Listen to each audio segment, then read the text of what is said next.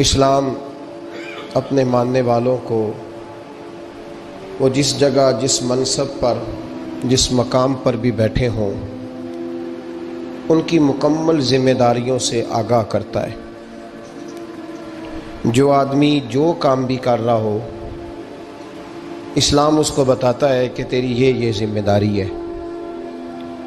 تاجر کی کیا کیا ڈیوٹی ہے، اسلام اس کو بتاتا ہے۔ حکیم، ڈاکٹر، استاد کن کن ذمہ داریوں کو سر انجام دیں گے، اسلام انہیں اس کی خبر دیتا ہے۔ ممبر و محراب اور مصلی پہ بیٹھنے والا آدمی کن اعلیٰ ذمہ داریوں کا حامل ہے، اسلام اس کا بھی اسے درس دیتا ہے۔ ہر آدمی کو اسلام بتاتا ہے کہ تیری ذمہ داری کیا ہے۔ اب دو باتیں ہوتی ہیں، ایک بات تو یہ ہوتی ہے کہ کسی بندے کو پتہ ہے میری ذمہ داری کیا ہے، وہ انجام نہیں دے رہا، اس نے بھی غلط کیا ہے۔ اور کچھ لوگ ایسے ہوتے ہیں جو سرے سے پتہ ہی نہیں کرتے کہ ان کی ذمہ داری کیا ہے، سرے سے خبر ہی نہیں لیتے، وہ ڈبل غلطی کرتے ہیں۔ ایک تو انہوں نے خبر نہیں رکھی کہ میری ڈیوٹی کیا تھی، یہ پتہ ہی نہیں تھا، نااہل ہو کے بیٹھے رہے، اور دوسرا انہوں نے اس کو پورا نہیں کیا۔ دو باتیں، دو کوتاہیاں وہ شخص کرتا ہے۔ ہمارے ہاں ایک بہت بڑا طبقہ تو ایسا ہے جس کو سرے سے یہی نہیں پتا کہ اس کی ذمہ داری کیا ہے۔ وہ سنی سنائی باتیں یا جو شعبے کا بندہ ہی نہیں، اس سے درس لے کے، بھئی ایک آدمی ڈرائیونگ سیکھنے جا رہا ہے اور وہ ویلڈنگ والے سے سبق پڑھ رہا ہے، تو اس کو ڈرائیونگ نہیں آ سکتی، اس نے سبق اسی سے لینا ہے جو اس شعبے کا ماہر ہے۔ جو میاں بیوی کے حقوق کا عنوان آج رکھا گیا ہے، تو لوگ شادی کے موقع پر بچے اپنے دوستوں سے مشورے کرتے ہیں۔ اب جس آدمی کا جس طرح کا ذہن ہوتا ہے وہ اس طرح کا مشورہ دیتا ہے اس کو۔ ایک شخص ڈکٹیٹر مزاج ہوتا ہے، کسی شخص کے ساتھ اس کی بنتی نہیں، وہ ڈنڈے کے زور پہ کام کرنے کا عادی ہوتا ہے، تو اگر ایسے شخص سے آپ مشورہ لیں گے تو وہ آپ کو کہے گا ڈنڈا اٹھا لو، اور بیوی بچے بات نہ مانے تو سارا دن ان کی پٹائی کرتے رہو۔ اب آپ نے مشورہ ہی ایسے بندے سے لیا ہے جو طبیعت ہی اس کی اس طرح کی تھی۔ کچھ لوگ یہ سمجھتے ہیں کہ بس مست رہنا چاہیے، بال بچے جو بھی کرتے ہیں ان کو کرتے رہنے دو۔ ایسے آدمی سے آپ مشورہ کریں گے تو آپ کو کہے گا یار تیری روٹی پکتی ہے نا، تو دھیان سے کھانا کھا، چھوڑ موج کر، جو ان کے نصیبوں میں ہوگا انہیں مل جائے گا۔ تو ہم لوگ نااہل آدمی سے مشورہ کرتے ہیں۔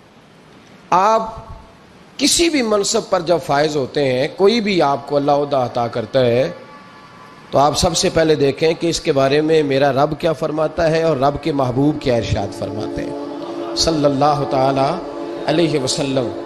ان کی قرآن و سنت کی روشنی میں آپ اپنے معاملات کو ترتیب دیں گے۔ قرآن و سنت کی پہلی بات تو یہ ہے کہ میاں بیوی یہ سمجھتے نہیں کہ ہماری ذمہ داری کیا ہے۔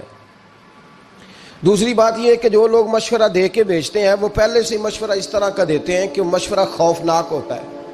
جو بچی گھر میں کام نہیں نہ کرتی تو اس کے گھر والے اس کو کہتے ہیں چل کوئی نہیں، بات ساس کے پاس جائے گی تو لگ پتہ جائے گا، یعنی اس کی پہلے سے ذہن سازی کی جاتی ہے کہ ساس کسی خوفناک چیز کا نام ہے، ساس کسی ایسی بلا کو کہتے ہیں جو کاٹ کھاتی ہے، پہلے سے ہی اس کو یہ بتایا جاتا ہے۔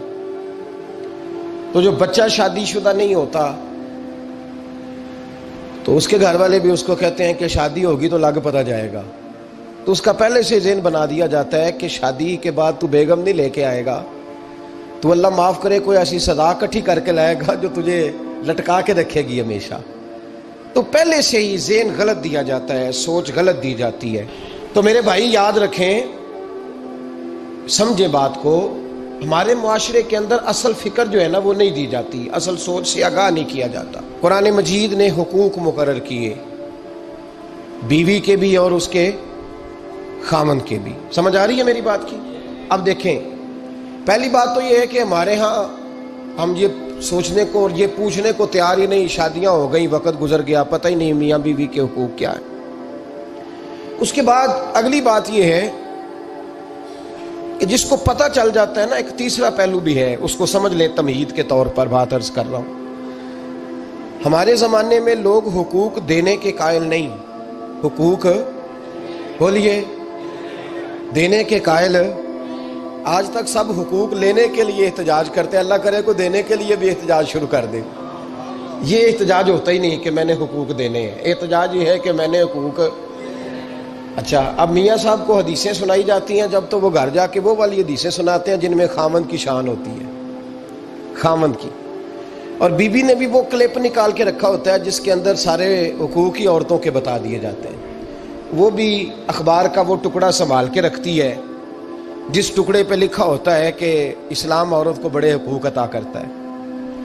تو تین باتوں کا خیال کریں۔ سب سے پہلے تو میرے بھائی اس بات کا خیال کریں کہ ہم نے حقوق سیکھنے ہیں انشاءاللہ تعالی، اور اس کے بعد دوسرا اس بات کا خیال کریں کہ حقوق سیکھ کر ان پر عمل کرنے کی کوشش کرنی ہے، اور تیسرا یہ بھی خیال فرمائیں ہمیشہ کہ مانگنے والا بھکاری ہوتا ہے، دینے والا سخی ہوتا ہے۔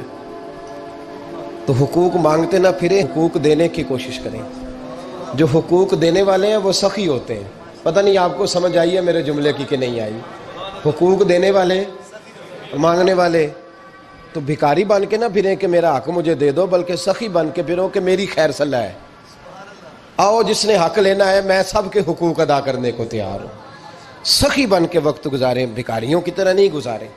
قرآن مجید فرقان حمید نے میاں بیوی کا جو رشتہ بیان کیا ہے نا، اس رشتے کو آپ سمجھیں جو قرآن پاک نے میاں بیوی کا رشتہ بیان کیا۔ کہن لباس لکم وانتم لباس لہن، فرمایا بیویاں تمہارا لباس ہیں اور تم ان کا لباس ہو۔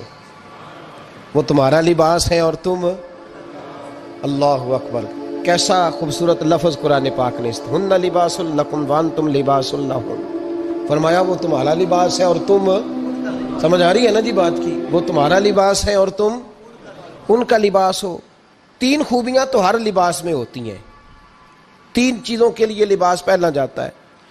تین چیزیں، تین قسم کی آسائشیں لباس میں پائی جاتی ہیں، اس پر تو تمام مفسرین کا اتفاق ہے۔ سب سے پہلی چیز، لباس جو ہوتا ہے وہ بندے کو گرمی اور سردی سے بچاتا ہے۔ سخت سردی میں لباس لے لیں تو بندہ سردی سے بچ جاتا ہے۔ اس کا مطلب یہ ہوا کہ میاں بیوی ایک دوسرے کا لباس ہیں۔ اگر بیوی کی طرف کوئی تکلیف آتی ہے تو میاں اس کو بچاتا ہے، اور اگر میاں کی طرف کوئی تکلیف آتی ہے تو عورت اس کو بچاتی ہے۔ میاں بیوی ایک دوسرے کا لباس ہے۔ لباس کیا کرتا ہے؟ لباس آدمی کے عیب چھپاتا ہے، اس کے وجود پر کتنے دھبے ہیں، کتنے نشان ہیں، وہ سارے چھپا لیتا ہے لباس۔ میاں بیوی ایک دوسرے کے عیب چھپانے والے ہوتے ہیں، عیب بتانے والے، رونا رونے والے نہیں ہوتے کہ بی بی جب بھی میکے گئی اس نے جا کے رونا شروع کر دیا، اتنی میں تانگو دوسرا ہے ہی کوئی نہیں۔ اور خامد صاحب جب بھی ملے انہوں نے ایک ہی راگ الاپنا شروع کر دیا کہ میری کیا بات تھی، مجھے میل کیا گیا ہے، میں کیا تھا، میرے ساتھ ہوا کیا ہے۔ تو لباس ہیں، ایک دوسرے کا عیب چھپائیں گے، بولیے ایک دوسرے کا عیب چھپائیں گے، ایک دوسرے کی غلطیوں کی پردہ پوشی کریں گے۔ اور تیسرا، لباس کا کیا مقصد ہوتا ہے؟ لباس شخصیت کا آئینہ دار ہوتا ہے۔ لباس آدمی